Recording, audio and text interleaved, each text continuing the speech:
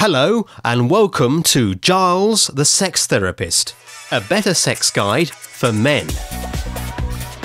This show contains some explicit material. Today, gagging for it. We're talking about oral sex or how to suck cock. So Giles, mouth, lips and tongue are not just for kissing. No, that's right, Steve. You know, there's many things one can do with having someone's endowment in their mouth. You don't necessarily have to do it in a deep throat fashion. You can actually do it by slightly titillating at the end, the shaft, the balls area, which however much you want to take in and however much is comfortable for the person actually giving you head. Now tell me about this snaky lick trick. I hate to think what this is about. Well, the snaky lick trick is basically a form of giving head. As you put the penis in your mouth, you can basically put in as much as you want or as little as you want. If you actually maneuver yourself, because obviously the penis is at an angle when it's erect, it can actually, you're able to get past that gag reflex. Right, and now some of your famous tips. My famous tips on giving head? I think so, yes. As opposed to cooking. Okay.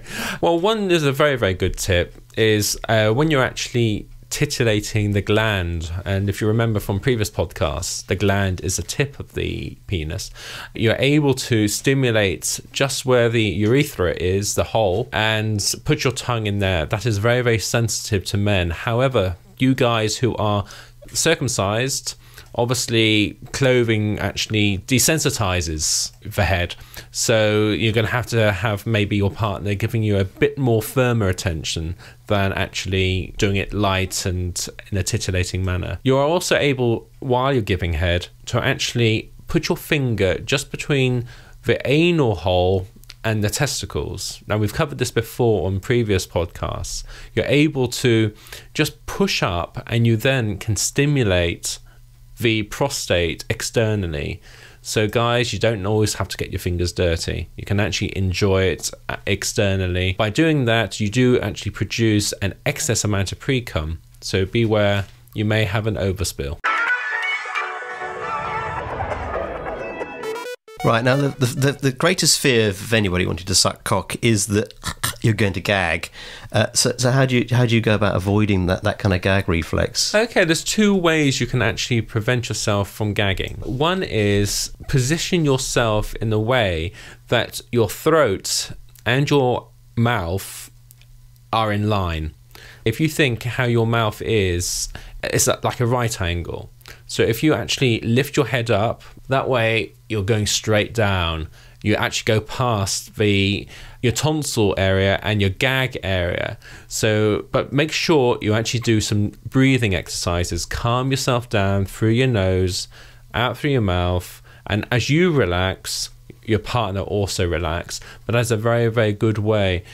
Some people, if your partner starts to pre-cum too soon, that also starts causing a gag reflex.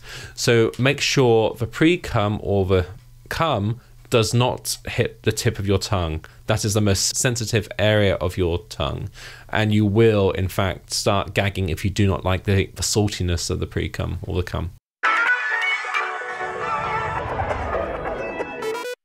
And what about controlling, like holding the shaft, if it's too much for you to take in your mouth? Some guys will actually be very, very passionate and want you to, grab you from the back of your head and actually force you to deep throat them. Now, you've got to remember, be empowered. Don't allow the person you're actually giving head to grab you and force your head over there. Be in control. Do it at your level, which is comfortable for you, because obviously if it's not comfortable for you, the person who's receiving is not going to get as much enjoyment as he may hope for. And finally, the desired result when we come, you've got sort of good news and bad news on that count, haven't you? You've got a calorie good news and a teeth brushing bad news. Tell me what you mean. What do you mean? Cum is very nutritional. It is very, very good for you. You get all the nutrients which you require, but you can actually have cum staining your teeth, and it can also cause you quite bad breath if you don't clean your mouth afterwards. Marvellous. Thank you, Giles, for all of that. You can find out more by going to GILESthesextherapist.com. That's all one word. And do come back again soon and download some more of Giles the Sex Therapist. So find out more by going to GILESthesextherapist.com. That's Giles with an I. The presenter was Steve Campen with sex therapist Giles Dee-Shapland, and is a creative radio production.